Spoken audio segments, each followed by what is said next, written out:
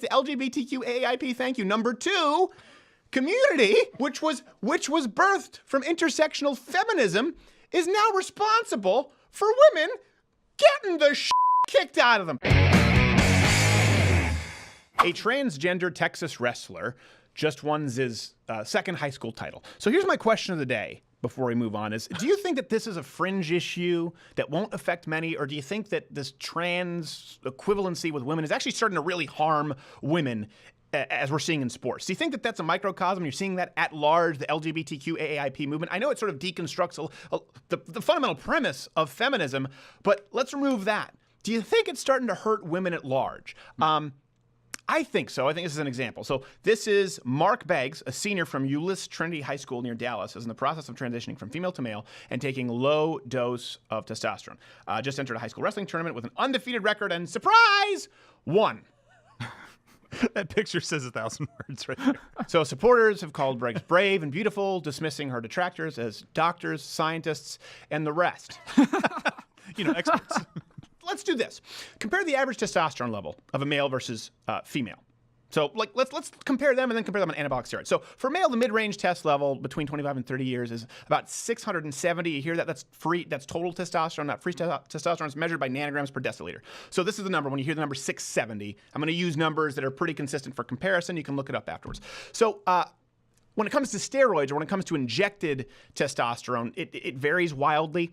Studies, though, have been conducted officially with men injecting 600 milligrams per week, okay, which results in testosterone levels of about 2,350 and some change, okay? Wow. That's higher. So that means that a doping athlete, a male athlete versus another male athlete, might have something like a 3.5 times testosterone advantage of a natural athlete. Now, here's what's important. Obviously, testosterone, but you can see this a lot with growth hormone, with luteinizing hormone, hormones across the board. It determines not only your ability to recover, also neurotransmitters, also how your bones develop. These are very important. That's why people pay a lot of money for. Also, if you're an asshole. Yes, it amplifies it. Now, the goal of transgender hormone replacement therapy is to get women into the normal range of males. Okay, so this actually comes to us from, where's this from, Sen? Boston University. Boston University, okay. A practical target for hormone therapy for transgender men, female to male. That's where you see FTM, in case you see a lot of, is to increase testosterone levels to the normal male physiological. They're trying to get it to that 600 range, okay? We're going to do 1,000. So normal male range, 670. You're trying to get a woman to 670, and you're allowing them to compete against other women. Mid-range for females without hormone replacement therapy is around 42. Oh my gosh. 42 nanograms per deciliter. This means that a female to male transgender could have roughly a 7 to 23 times the testosterone advantage of a normal woman. Take the most steroided out freak you could possibly imagine out in a thong on the Mr. Olympia stage. He does not even enjoy a fraction of the hormonal advantage over his male counterparts that a male enjoys over a female, period, let alone a female on hormone replacement therapy. And it's more important because here's the thing, even once you stop the hormones, if you've had these during your developing stages, it stays with you. Again, your bones, your muscles, how they've developed, you start to lose it, you start to atrophy. But think of these people, male to female, they've developed as a man their entire life. Wow. With 20 plus times the amount of hormones that a woman would have. And then all of a sudden they say, you know what, Your Honor, I would like to be I think I'm a woman now, and I'd like to be free to beat up women. Hey, champ. And they say, okay.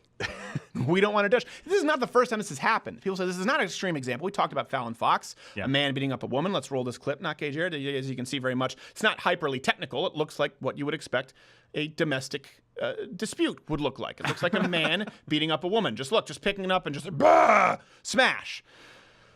Male to female transgender weightlifter won gold. That's one. Then you had a male to female transgender won their second sprinting title recently, and of course you had a cyclist who won the was it Tour de Arizona, Tour de Tucson. Tour de Tucson. On the flip sside, there are there are a few examples of female to males continuing to compete in women's teams and divisions. This happened in Texas because they don't allow you to transition. So Kylie Elam's female to male who continued to play in women's NCAA basketball had been taking testosterone for a long time.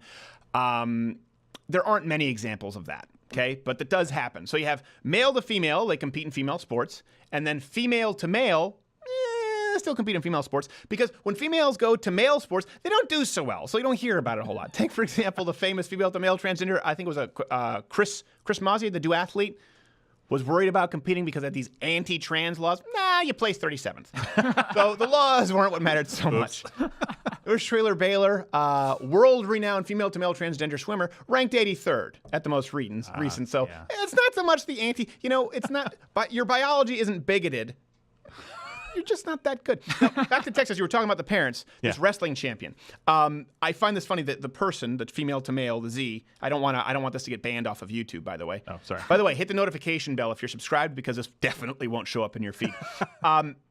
The mom, Beg's mother, said he has so much respect for all the girls he wrestles. First off, hold on, Sven, come back to me. We'll bring back up that overlay. Okay, mom, when you say about your son, girl, when you say about your girl son, he has so much respect for all the girls he wrestles, how much strength does it take for you to not blow your own head off?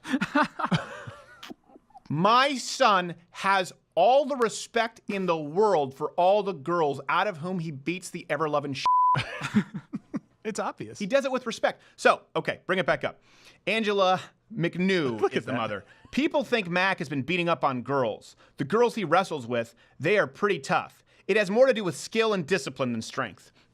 It kind of has to do with strength. And steroids, don't forget. Has to do with steroids. And gigantic levels of testosterone. It's just technique. Right. He has all the respect for the ladies because he used to be one. I don't, what do you think he's going to like, listen, I just want you to know you're a tough chick. I have all the respect for you in the world as an independent woman. Oil check. Do you have any idea of the horror for a girl going out and wrestling? So much respect. Oh, Burkott. And you know what? They'll try and say, well, why don't you just let him compete as a male? This person doesn't necessarily want to compete as a male. No. That's the thing. When you look at when they do have the option, they try and wiggle into, as we see, there are far more examples of female to male transgenders still competing as females than there are competing as males. And then, of course, all males to females compete as females. If you have 2 cups of coffee, the Russians are going to take a urine test right afterward. You test positive in the Olympics. Yeah. There's a certain threshold for caffeine. Right. But with a girl injecting testosterone directly into her ass cheek, however, the rule book gets a little bit murky. Laud with praise. Here.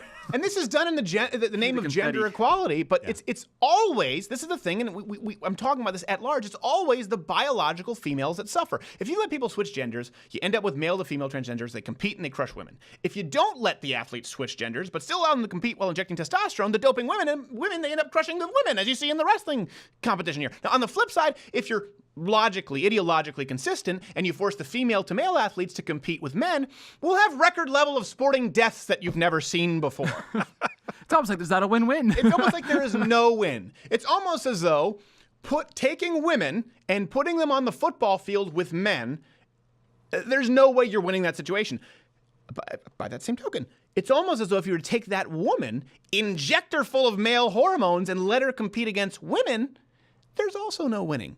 It's a lose, lose, lose. But here's the deal. It's only a lose, lose, lose for women. We don't really care.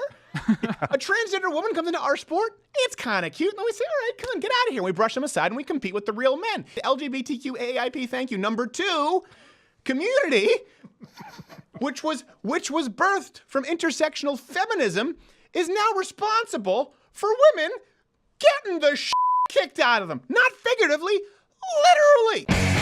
Hey, did you like this video? Of course you did. Unless there's something wrong with you, in which case you can comment below. What's your problem with this video? We want to hear from you, and we promise you 100%, I give you, my word is my bond, we'll answer every single negative comment. For those who are normal, you can leave a thumbs up and subscribe.